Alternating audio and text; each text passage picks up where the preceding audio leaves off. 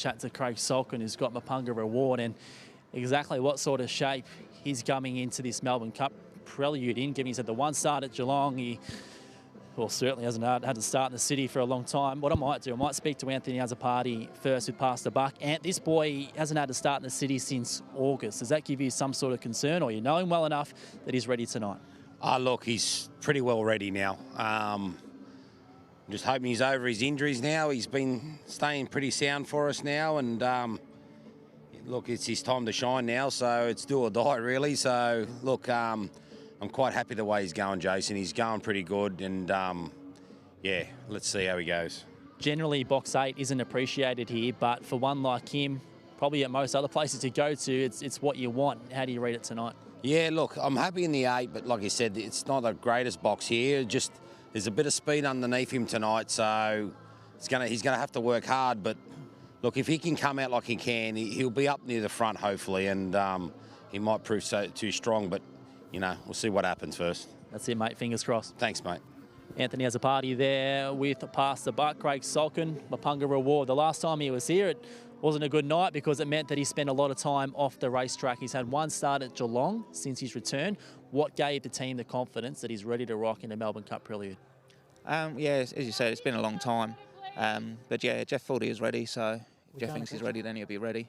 But yeah, it's been a long 6 months to get him back on track after the last time he raced here, but he's good to go.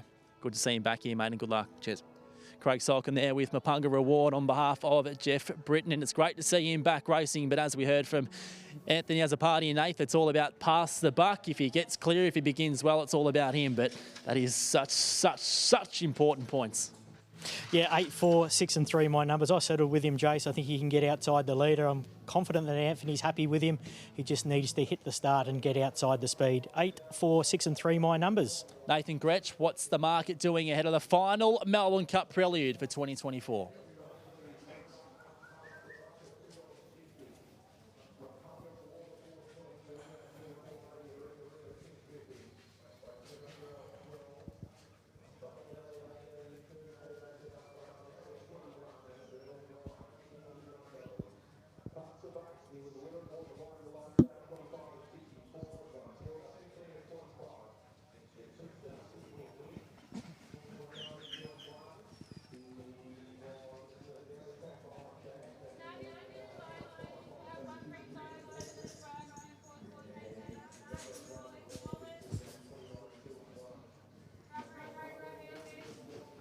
It's a great contest, and look, it'd be great to see Mapunga Reward race well, given what he's been through over the past 6 months. And as we said on Sky Racing Active, Pass the Buck still have plenty to prove. Could he do it through this Melbourne Cup campaign? Let's find out. Here's Chapter 1. Here's Dan.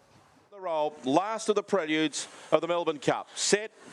Racing, Pass the Buck jumped pretty well, but Read the Room pinged out. Read the Room led. Pass the Buck flies across, gets to second, across the outside of Nangar Jim, who kicked up on the inside. Aston Figaro rails through on the inside. Bacchus Bale, then came Mapunga Reward. Well back was Buddy Manelli, and last of all was Burned By. Read the Room, the leader. Nangar Jim is after it. Trying to run on was Bacchus Bale, but it's Read the Room clear by 4. Nangar Jim's not making any ground. Read the Room by 3 lengths over Nangar Jim, and Mapunga Reward ran third. Fourth in was Bacchus Bale.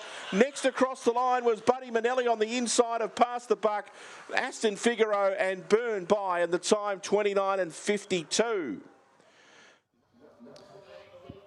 Read the Room wins the final Melbourne Cup prelude for 2024. Karen Pitt, talk to me about how proud you are. Oh, immensely. We bought the mum.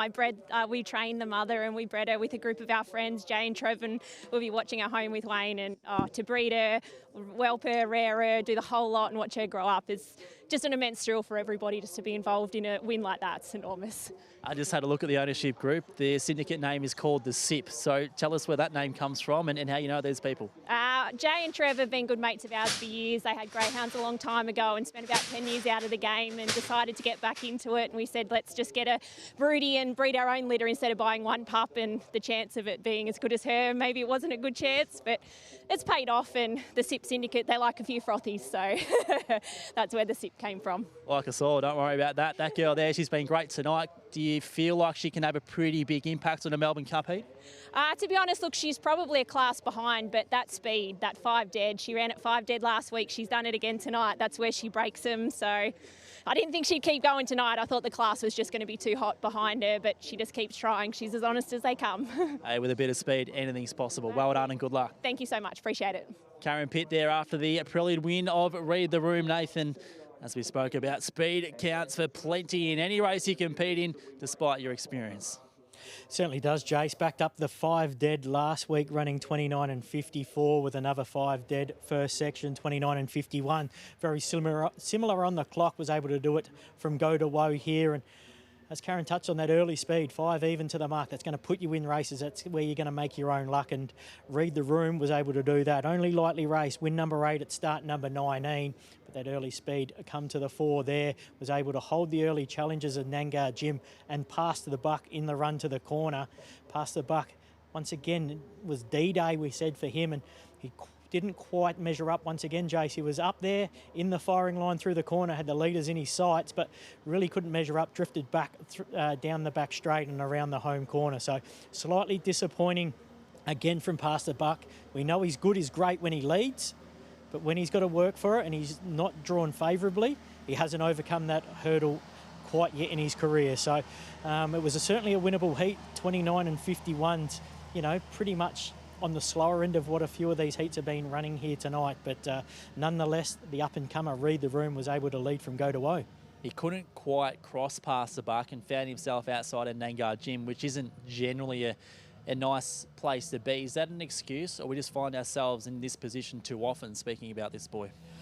Yeah, well, I'm most probably coming to the factor where how many excuses can you make? We've made a lot of excuses for a period of time with him. We know when he leads and gets things his own way, he's as fast as anything. But from behind at the moment, if he's not on the fence and on the lure, he's really not running at his best. You know, he was beaten a long way there. He wasn't going to get into a much better position off the wide draw running 5 dead like the leader was. He was kind of into second going through the catching pen, so he got to the spot that we needed him to get to, but he's ended up running, you know, 5th or 6th, Jason, and slightly disappointing. I'm sure Connections are slightly disappointed. They know how good the greyhound is, but being able to stand up against the big timers and the big boys, it seems to be his unveiling a few times throughout his career.